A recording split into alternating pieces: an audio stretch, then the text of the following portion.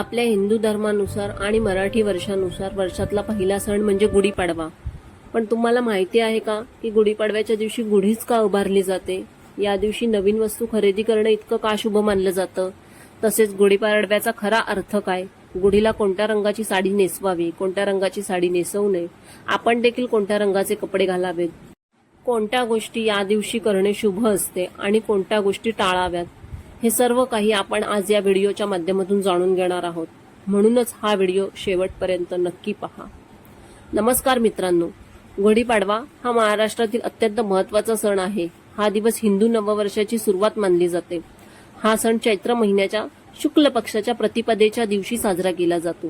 निसर्गाच्या दृष्टीने हा काळ अत्यंत विशेष मानला जातो. असं म्हटलं जातं की या दिवशी सूर्याच्या किरणांमध्ये विशेष सकारात्मक ऊर्जा असते, जी पृथ्वीवर नवीन उत्साह आणि ऊर्जा घेऊन येते. म्हणूनच गुढीपाडवा हा नवीन सुरुवात आणि सकारात्मकतेचा सण मानला जातो.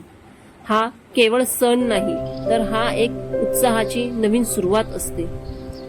गुढी का उभारली जाते? गुढीपाडव्याच्या दिवशी घरासमोर गुढी उभारली जाते. गुढी म्हणजे विजय, समृद्धी आणि मंगलतेचं प्रतीक मानलं जातं. गुढी उभारताना एका काठीवर सुंदर साडी नेसवली जाते. त्यावर साखरेच्या गाठी, कडुलिंबाची पाने आणि वरती तांब्या किंवा कलश ठेवला जातो. गुढी उभारण्यामागे एक सुंदर संदेश आहे. नवीन वर्षाचं स्वागत आनंदाने आणि सकारात्मकतेने करणे म्हणजेच गुढीपाडवा होय. इतिहासामध्ये असा देखील उल्लेख आहे की प्रभू श्रीराम 14 वर्षांचे वनवास संपवून अयोध्येत परत आले तेव्हा लोकांनी आनंदाने गुढी उभारून विजय साजरा केला होता. त्यामुळे ही गुढी विजय आणि आनंदाचं प्रतीक मानले जाते. तसेच ब्रह्मदेवाने याच दिवशी सृष्टी निर्माण केली होती. म्हणूनच हा दिवस एका नवीन सुरुवातीचा देखील मानला जातो. गुढीपाडव्याचा दिवस हा 3.5 मुहूर्तांपैकी एक मुहूर्त आहे. म्हणजेच या दिवशी कोणतेही शुभ कार्य करण्यासाठी वेगळा मुहूर्त पाहण्याची गरज नसते. म्हणूनच या दिवशी अनेक लोक नवीन कार्याची सुरुवात करतात. तसेच गृहप्रवेश यांसारखे शुभ कार्य देखील या दिवशी करता येतात. गुढीपाडव्याच्या दिवशी काय खरेदी करावे? या दिवशी पुढील काही गोष्टी खरेदी करणं शुभ मानले जाते. त्या गोष्टी कोणत्या? सोने किंवा चांदी, नवीन घर, वाहन, नवीन व्यवसायाची सुरुवात, नवीन वस्तू किंवा घरातील साहित्य, अशा प्रकारे अनेक वस्तू आपण नवीन घेऊ शकतो. हा दिवस एकंदरीतच नवीन गुंतवणुकीचा देखील मानला जातो. असं मानलं जातं की या दिवशी केलेल्या कोणत्याही गोष्टींमध्ये प्रगती आणि वाढ होत जाते. म्हणूनच गुढीपाडव्याच्या दिवशी नवीन सुरुवात करणे अत्यंत शुभ मानले जाते. गुढीपाडव्याच्या दिवशी कडुलिंब आणि गूळ खाण्याची परंपरा आहे. यामागे एक सुंदर संदेश आहे. आयुष्यात गोड आणि कडू असे दोन्ही अनुभव येत असतात, पण त्यांना स्वीकारूनच पुढे जावं लागतं. गुढीला कोणत्या रंगाची साडी नेसवावी? गुढी उभारताना शक्यतो नवीन साडी वापरणं शुभ मानलं जातं. पण जर नवीन साडी नसेल तर एखादी घरातच असलेली एखाद्या वेळेस वापरलेली साडी देखील चालते.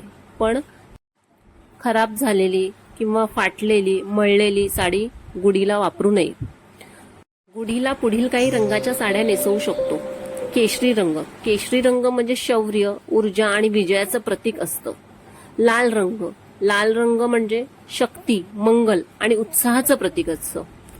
पिवळा रंग हा ज्ञान, समृद्धी आणि शुभतेचं प्रतीक असतं. हिरवा रंग प्रगती, निसर्ग आणि समृद्धी दर्शवतो. गुलाबी रंग प्रेम आणि आनंदाचं प्रतीक आहे. जांभळा रंग आध्यात्मिकता आणि सन्मान दर्शवतो. निळा रंग शांतता आणि स्थिरतेचं प्रतीक असतं. हे रंग सकारात्मक ऊर्जा आणि शुभत्व दर्शवतात. त्यामुळे गुढीला हे रंग नेसवणं अतिशय शुभ मानलं जातं. गुढीला कोणत्या रंगाची साडी नेसवू नये? गुढीला काळ्या आणि पांढऱ्या रंगाच्या साड्या नेसवणे टाळावे. काळा रंग हा अनेक ठिकाणी नकारात्मकता आणि अशुभतेचं प्रतीक आहे आणि पांढरा रंग म्हणजे परंपरेनुसार शोक किंवा शांततेचं प्रतीक मानलं जातं. म्हणूनच संपूर्ण काळा रंग आणि संपूर्ण पांढऱ्या रंगाची साडी गुढीला नेसवू नये आणि गुढीला कायम शक्यतो तेजस्वी आणि शुभ रंगाचीच साडी नेसवावी. थोडक्यात सांगायचं झालं तर गुढीपाडवा हा फक्त सण नाही, तर तो नवीन सुरुवात, सकारात्मकता आणि प्रगतीचा संदेश देणारा दिवस आहे. म्हणूनच नवीन वर्षाची सुरुवात करताना प्रत्येकाने एक संकल्प केला पाहिजे. चांगले विचार, चांगली कामं आणि सकारात्मक दृष्टिकोन घेऊन पुढे गेलं पाहिजे.